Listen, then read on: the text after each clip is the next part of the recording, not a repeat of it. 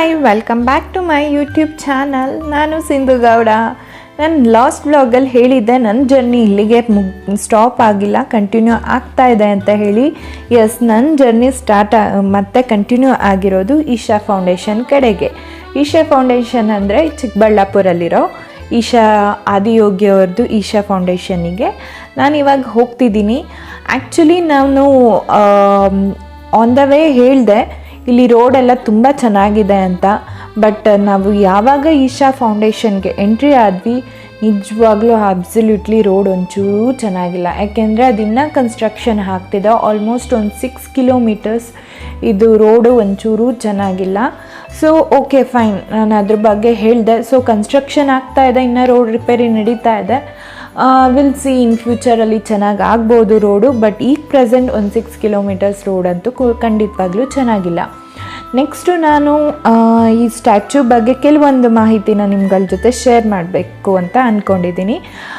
ಅದೇನು ಅಂದರೆ ಈ ಈಶಾ ಫೌಂಡೇಶನ್ ಇದೆಯಲ್ಲ, ಇವ್ರದ್ದು ಆದಿಯೋಗಿ ಶಿವ ಸ್ಟ್ಯಾಚ್ಯೂ ಅಂತ ಹೇಳ್ತಾರೆ ಇದನ್ನು.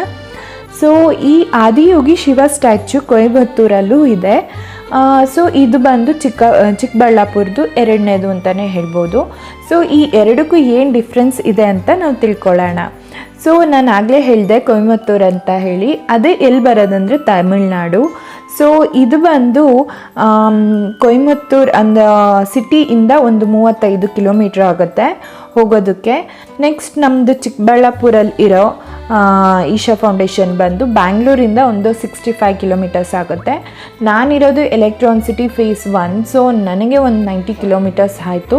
ಯಾರು ಈ ತುಮಕೂರು ರೋಡ್ ಸೈಡ್ ಇದ್ದೀರಾ ನಿಮಗೆಲ್ಲ ಜಸ್ಟ್ ಒಂದು 65 ಕಿಲೋಮೀಟರ್ಸ್ ಆಗುತ್ತೆ. ದೆನ್ ಬೋತ್ ಎರಡೂ ಕೂಡ ಕೊಯಮತ್ತೂರಲ್ಲಿರೋದು ಮತ್ತು ಚಿಕ್ಕಬಳ್ಳಾಪುರಲ್ಲಿ ಇರೋ ಎರಡೂ ಈಶಾ ಫೌಂಡೇಶನ್ಗೆ ಎಂಟ್ರಿ ಫೀಸ್ ಇಲ್ಲ. ಮತ್ತು ಇನ್ನೂ ಒಂದೇನೆಂದರೆ ಇದ್ರದ್ದು ಟೈಮಿಂಗ್ಸ್ ಬಂದು ಬೆಳಗ್ಗೆ 6 ಗಂಟೆಯಿಂದ 8 ಗಂಟೆ. ಈ ಟೈಮಿಂಗ್ಸ್ ಕೂಡ ಎರಡು ಕಡೆಯೂ ಸೇಮೇ ಇದೆ. ಬೆಳಗ್ಗೆ 6 ಗಂಟೆಯಿಂದ ರಾತ್ರಿ 8 ಗಂಟೆ. ಸೊ ಇದು ಲೈಟ್ ಶೋ ಸ್ಟಾರ್ಟ್ ಆಗೋದು 7ರಿಂದ 8 ಗಂಟೆ, 1 ಅವರ್ ಇರುತ್ತೆ ಲೈಟ್ ಶೋ. ಅದು ಕೂಡ ತುಂಬಾ ಚೆನ್ನಾಗಿರುತ್ತೆ. ನೆಕ್ಸ್ಟು ಎರಡು ಕಡೆಯೂ ಸೇಮ್ ಟೈಮಿಂಗ್ಸ್ ಇದೆ, ಅದೇನು ಡಿಫ್ರೆನ್ಸ್ ಇಲ್ಲ. ನೆಕ್ಸ್ಟ್ ಇವಾಗ ಈ ಸ್ಟ್ಯಾಚ್ಯೂ ಬಗ್ಗೆ ತಿಳ್ಕೊಳ್ಳೋಣ ಬನ್ನಿ. ಈ ಸ್ಟ್ಯಾಚ್ಯೂದು ಏನಂದರೆ ಹೈಟ್ ಬಂದು ಎರಡೂ ಕೂಡ ಸೇಮ್ ಇದೆ. 112 ಫೀಟ್ ಇದೆ, ಅಂದರೆ 34 ಮೀಟರ್ಸು. ಲೆಂತ್ ಬಂದು 147 ಫೀಟ್ಸ್ ಇದೆ, ಅಂದರೆ 147 ಫೀಟ್ ಇದೆ. ಯಾವುದು ಬಂದು ಕೊಯಮತ್ತೂರ್ದು. ನಮ್ಮದು ಬಂದು ಚಿಕ್ಕಬಳ್ಳಾಪುರದು 150 ಫೀಟ್ಸ್ ಇದೆ. ಆಲ್ಮೋಸ್ಟ್ 3 ಫೀಟ್ಸ್ ಅಷ್ಟು ಜಾಸ್ತಿನೇ ದೊಡ್ಡದಿದೆ ಲೆಂತು ನಮ್ಮದು ಚಿಕ್ಕಬಳ್ಳಾಪುರದ್ದು. ದೆನ್ ವಿಡ್ತ್ ಕೂಡ ಅಷ್ಟೇ. ಅದು ಕೊಯಮತ್ತೂರಲ್ಲಿ ಇರೋದು 82 ಫೀಟ್ಸ್ ಇದೆ. ನಮ್ಮ ಚಿಕ್ಕಬಳ್ಳಾಪುರದ್ದು ಬಂದು 85 ಫೀಟ್ಸ್ ಇದೆ. ಸೊ ಇಲ್ಲೂ ಕೂಡ 3 ಫೀಟ್ಸ್ ಜಾಸ್ತಿನೇ ಇದೆ ಇಲ್ಲಿದು. ಮತ್ತು ಅಲ್ಲಿ ಬಂದು ಸರೌಂಡಿಂಗ್ ಮೌಂಟೇನ್ ಬಂದು ವೆಲ್ಲಗಿರಿ ಮೌಂಟೇನ್ ಅಂತ ಹೇಳ್ತಾರೆ. ನಮ್ಮದಿಲ್ಲಿ ನಂದಿ ಹಿಲ್ಸ್ ಸರೌಂಡಿಂಗಲ್ಲಿ ಬರೋದು, ಇದು ಹಿಲ್ಸ್ಗಳ ಮಧ್ಯ ಬರೋದು ಇದು. ಈವನ್ ಇದನ್ನು ಸ್ಟ್ಯಾಚ್ಯೂ ಮಾಡೋದಕ್ಕೆ ಅವ್ರು ಯೂಸ್ ಮಾಡಿರೋ ಮೆಟೀರಿಯಲ್ ಬಂದು ಸ್ಟೀಲ್ ಆಗಿರುತ್ತೆ. ಅದ್ರ ಜೊತೆಗೆ ಇದು ಡಿಸೈನ್ ಬಂದು ಸದ್ಗುರು ಯೋಗಿ ವಾಸುದೇವ್ ಅವ್ರದ್ದೇ ಎರಡೂ ಕೂಡ ಡಿಸೈನು. ಸೊ ಈವನ್ ಮೆಟೀರಿಯಲ್ ಕೂಡ ಎರಡರದ್ದು ಸೇಮೇ ಯೂಸ್ ಮಾಡಿರೋದು. ನಾನು ಆಗಲೇ ಹೇಳಿದಾಗೆ ಸ್ಟೀಲ್ ಅಂದರೆ ಮೆಟಲ್. ಈವನ್ ಎರಡರಲ್ಲೂ ಶಿವನೇ ಇರೋದು, ಬೇರೆ ಏನು ಡಿಫ್ರೆಂಟ್ ಸ್ಟ್ಯಾಚ್ಯೂಸ್ ಇಲ್ಲ.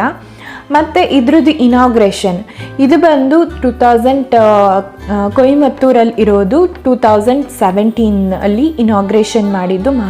ಮಹಾಶಿವರಾತ್ರಿ ಫೆಬ್ರವರಿ ಟೈಮಲ್ಲಿ 2017.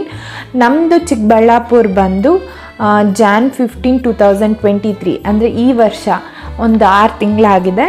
ಮಕರ ಸಂಕ್ರಾಂತಿ ದಿನ ಇದನ್ನು ಇನಾಗ್ರೇಷನ್ ಮಾಡಿದ್ದಾರೆ. ಮತ್ತು ಕೊಯಮತ್ತೂರ್ದು ಇನಾಗ್ರೇಷನ್ ಬಂದು ನಮ್ಮ ಪಿ ಎಮ್ ನರೇಂದ್ರ ಮೋದಿ ಅವರು ಇನಾಗ್ರೇಟ್ ಮಾಡಿದ್ದು.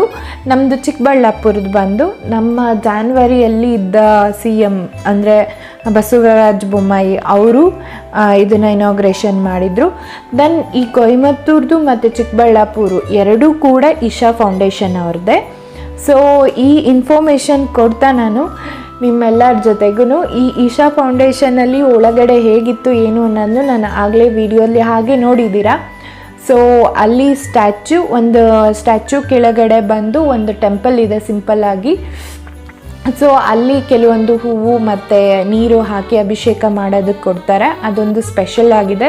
ಬಟ್ ಇನ್ನು ತುಂಬ ಕನ್ಸ್ಟ್ರಕ್ಷನ್ ನಡೀತಿದೆ, ಅದು ಕಂಪ್ಲೀಟ್ ಆದಮೇಲೆ ಹೋಗಿ ನೋಡಿದರೆ ಇನ್ನೂ ಇಂಟ್ರೆಸ್ಟಿಂಗಾಗಿ ಚೆನ್ನಾಗಿರುತ್ತೆ ಅನ್ಕೋತೀನಿ. ಮತ್ತು ತುಂಬಾ ನಾವು ವೀಕೆಂಡ್ ಸ್ಯಾಟರ್ಡೇ ಹೋಗಿದ್ದರಿಂದ ತುಂಬಾ ಕ್ರೌಡ್ ಇತ್ತು. ಸೊ ಅಲ್ಲಿ ಸ್ಟ್ಯಾಚ್ಯೂ ಬಿಟ್ಟರೆ ಬೇರೆ ಏನೂ ಇಲ್ಲ ನೋಡಲಿಕ್ಕೆ, ಬೇರೆ ಲೈಕ್ ಪ್ಲೇಸಸ್ ಅಕ್ಕಪಕ್ಕ.